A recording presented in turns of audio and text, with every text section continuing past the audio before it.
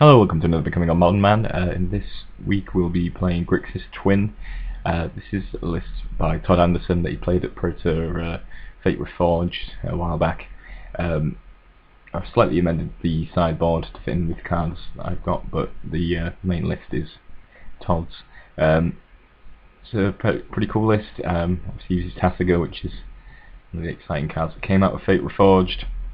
We've got the Twin combo, and then a host of Snapcasters, Vendilion Clicks, Terminate, and then Cryptic, some draw spells, some counters, bolts, and some Grim Larvemancers as well, which is an interesting main deck decision as well. So let's see how this runs in our first matchup, which we will be playing against an Abzan deck. So let's see if we can get this one underway. I think we're just going to ship this back. Could potentially draw some lands, but I think otherwise it's not so good. Our Grixis Delver deck that we played can kind of go off on one land, but this deck's a little bit more mana hungry, and I think we're kind of mulligan that. This is not a great opener, but better than what we had before, and I think I didn't want to go to 5 particularly. So our opponent leads off with Urborg into Thoughtseize, taking our Splinter Twin, which is a little unfortunate. So it's nice to have the combo ready to go, but draw into a Snapcaster. That's the turn. It's going to Inquisition. I decided to run out our Snapcaster Mage just so he can't take it, and then we can actually start beating him down a little. Putting some pressure on him. I don't know necessarily they would have taken the Snapcaster Mage, but I think it is fairly likely, and given we had the opportunity, I think we just run that out and start putting some beats on opponent's life total. He takes Terminate, which I'm not too concerned about, but given that he probably is Abzan, actually I know he is, but I think at the time I didn't, given that he is Abzan, possible that there's something big coming. We draw Remand, which is really nice, so if he is trying to run a Goyf or something next turn, we're able to delay that slightly and draw a little deeper. Once the Temple Garden tapped, tries to run out Goyf, which works out well for us, puts him back a bit, means we can attack with this Snapcaster again. So I'll put him down to 14, around this Delta, draw into another Remand, and goes for the Goyf again. I decide to remand this. I know he's going to be able to recast it with the lands he has available, but I think I just want to draw that little bit deeper into our deck. I think it also means that he can use, he'll have to use all of his mana just to get that Goyf out. Given that we've got a Bolt, I'm happy to attack with my Snapcaster into his. He knows I've got a Bolt as well, so it's chances are he won't block. We also draw a Snapcaster off the top, which is good, and we'll just get our graveyard out here just so you can see that. And that's 3, which is fine. Goyf, and then another Goyf. I could have Snapcaster remanded. I thought in the end it was better off Snapcaster terminating, but I think that's possibly debatable. But I think getting the power off the board might be better than delaying it for a turn. Might be. So he's now got 2 4/5 Goyfs, which is fairly scary. Let's see if we can pull up the graveyards. So yeah, now I've put a creature into his yard. His Goyfs are a lot much bigger, so which is a slight problem, it has to be said. I'm still able to attack into this Goyf though, thanks to the Bolt. So I'm happy to try and attack for 4. He's not going to block, protecting his guys, and he's going to go down to 8. We Sim Visions, got rid of the chat, but his first card was Pestamite, which I'm happy to keep. If I can tap down one of his guys, that means I'm going to be able to get in some extra damage, and he's getting pretty low here, especially thanks to us having a Bolt in hand as well, which makes that work out pretty nicely. I imagine we bottomed the Scalding Tarn. The Inquisitions, I'm going to Bolt in response to put him down to 5. knowing that possibly you're going to tap down one of his guys next turn and just get in as much as possible. See if Grixis gets Inquisitioned, Murderous kills one of the Snapcasters, and the opponent is going to fairly risky, to be honest. If I drew a bolt, he would just be dead, so that is quite a risk to take. His attack here, obviously I'm on 9, so I do have to be a little bit careful, but it's not Jund, so we're not going to get bolted, so that's always good. But we could have got Siege Rhinoed, I suppose, which would have been just as bad. So Pestamite, on the beginning of his combat, to tap down one of the Goyfs, and he plays the Liliana, forcing me to discard my Cryptic command. Obviously Cryptic is also very good there. We could have tapped down his team to get in for extra damage, or counter spell drew into something a little more spicy. So we're still kind of in the ascendancy, but his Goyfs are 5/6s now, and he has a Liliana, so there is that. I decided to crack one of my fetches. I can't really remember why, actually. I think maybe just to get another red source, or maybe just to thin our deck a little bit. And as it turns out, we draw Splinter Twin, which is very lucky, and that just instantly wins us the game, so that is pretty awesome. I think there's a reasonable chance we still would have won. I think we would have been attacking in with Pestamite there, putting the opponent down to 1. But then I think we might have been a struggle from there, actually, because we're going to have to block one of the Goyfs next turn with our Snapcaster. Then he can use Liliana to kill off the Pestamite, and then he's on 1 and we have to draw something to kill him. So yeah, a very, very tight game, and well, you play Splinter Twin for things like this, just comboing you out of nowhere, and that managed to pick me up the win. But either way, it would have been pretty close by the looks of things. So let's go on to game 2.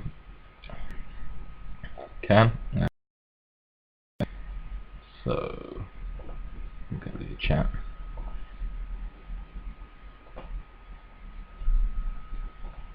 And that's obviously not a keeper. Not great, as we said. No lands. This also isn't too exciting, but it's still workable. Man's nice, Terminate's good for killing off his big guys, and Exarch is 1/2 of our combo, so I think we can work with this. That leaves off with the Marsh Flats. I'm going to leave the Delta. Nice. It's an Overturn Tomb and plays turn 2 Goyf. Only 1/2 at the moment. We fetch Steam Vents and then play another Polluted Delta. 1. I think goes for a Choke, which is a pretty awful hate card against us. Islands don't tap, so that makes our life very difficult, particularly when we're trying to cast the cards like Cryptic Command, which require a lot of blue mana. Fortunately, we do have Sulphur Falls, which is a source of blue mana that isn't an island, so we do have that going for us, so it's not the worst situation, but certainly not ideal. Opponent plays Surgical Extraction or Remands, which isn't greatly consequential, I wouldn't say, but it's not ideal, has to be said. We're on 3 mana, so we're not going to be able to Cryptic the Choke, so decided to go for the Serum Visions here, and then thinking of next turn. I think we bottom both those cards. I don't think we particularly need to Terminate. I don't particularly want to land. Really, we want Splinter Twin probably above anything else. I think that would be the best. So we're going to terminate his guy, and then he's going to be able to choke us, which Steam Vents to remain tapped. This is pretty bad for us.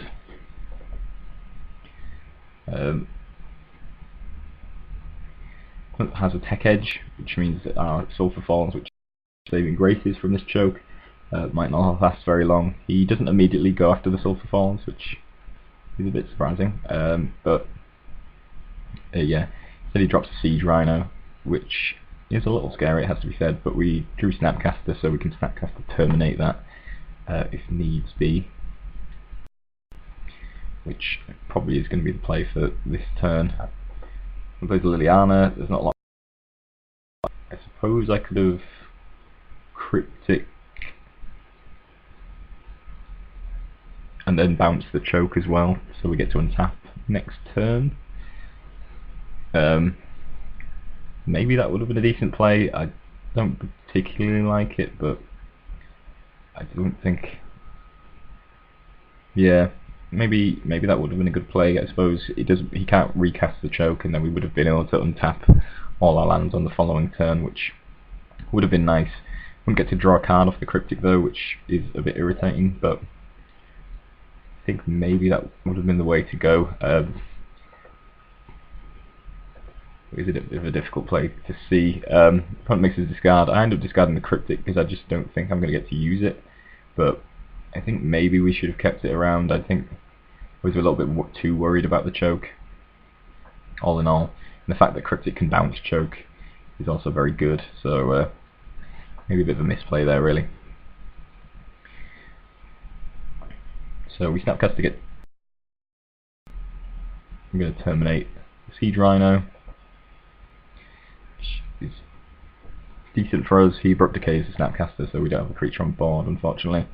Not left in the best of situations. We're going to run out Grim Lavamancer, Seaver Exarch as well, in response to him tech edging this Sulphur Falls. It's not going to be greatly consequential, unfortunately. There's another spell there, which again is not very useful to us. Someone plays Curse of Death Souls, which kills off the Grim Lavamancer irritatingly enough, and leaves us unable to combo and unable to do a great deal, to be honest. Tassiger would still be decent, I guess, but we're in a very difficult position.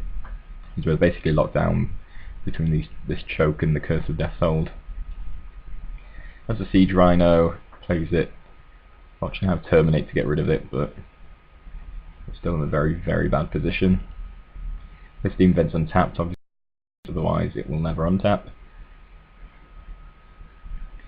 Keeps minuses it to get rid of our Exarch. Doesn't get any Township. Draw Splinter Twin, which is useless. Now I'm going to have to discard that. Continue to draw lands, which is even more useless.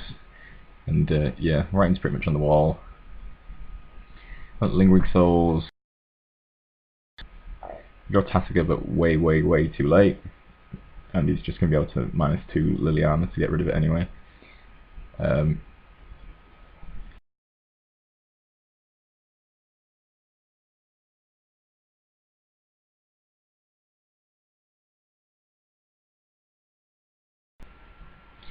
And pumps his spirit tokens, taxes down to 1 with 4 2/2s, and we draw land.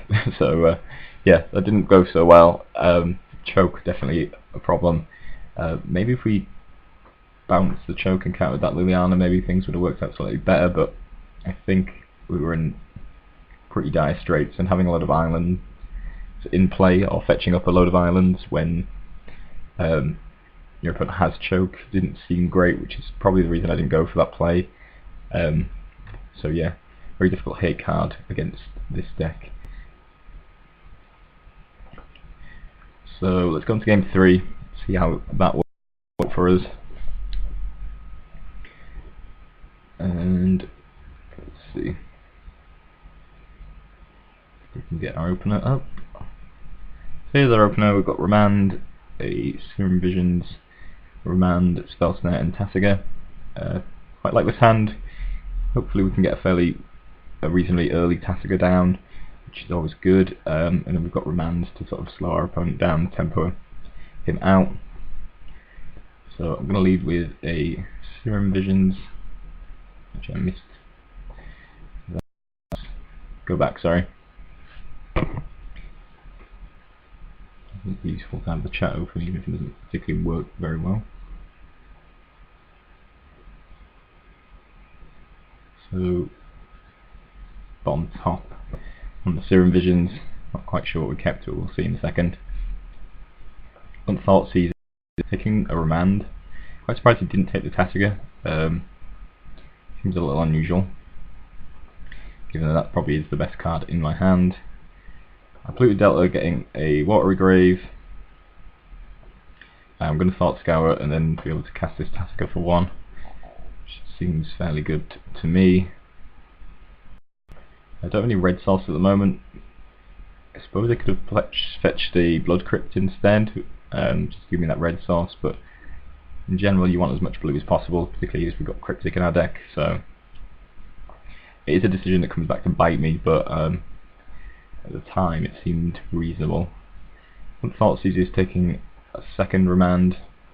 Draw the Darkened Shackles, which is one of the cards I'm trying out in the sideboard, which seems like it would be fairly good, but really want to draw lands at the moment. Struggling a little on that in that respect, but able to put pressure on with Tasiga, which is nice. Putting that to 9. Then tries the Maelstrom Pulse with Tasiga. It's going to remand, drawing a second Tasiga, which isn't hugely useful, but if he does kill the original Tasiga, then we do have another one to play, so that is good for us. Going to be able to attack our opponent down to 5 here, but yeah, again, our mana troubles are becoming a problem. Opponent plays Liliana and there isn't a lot to do about that. I could have played Snapcaster there actually, end of turn, just to kill off Liliana, which might have been a good idea in retrospect. I think I was trying to get value out of our Snapcaster, but maybe just killing off Liliana would have been more useful.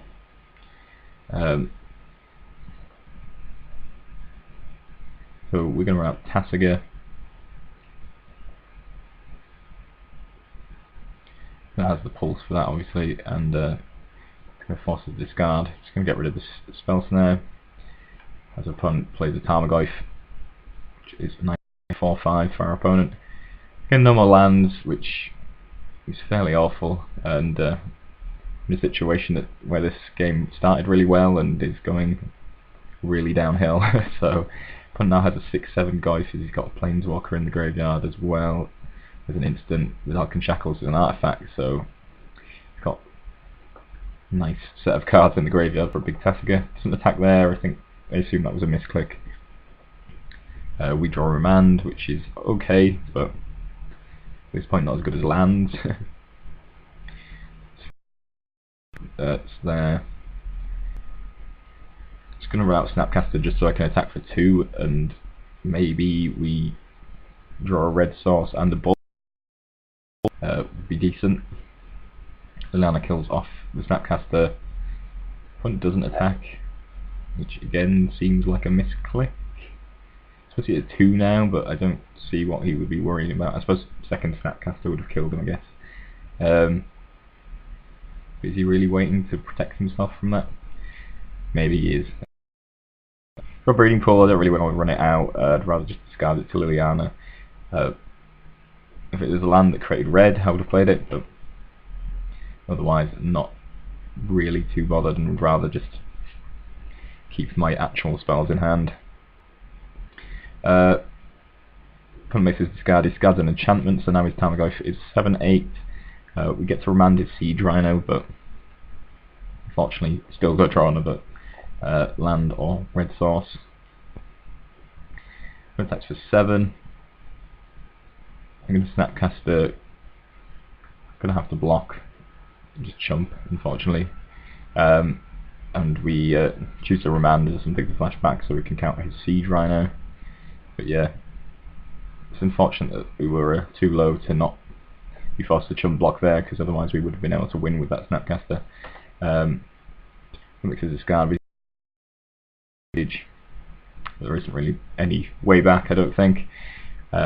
Drawing to terminate, and Tasiga is not going to be good enough against Liliana, so yeah, it didn't work out quite well for us. Obviously not drawing lands was an issue. Maybe should have killed off the Liliana when I had the chance. Probably should have done, but I don't think it would have changed too much in the end. Although I suppose it was close, so maybe it would have done. Maybe that was the difference there. But it was a very small mistake, I would say. So yeah, close matchup, very close, very tight. They've got some good hate cards like choke and things, but you certainly have answers and ways around. But it's just playing right and figuring out what the right play is. I think not the easiest deck to play is this Grixis twin build, but it is a fun deck, and there's definitely a lot of choices and decisions to be made. So that's a lot of fun.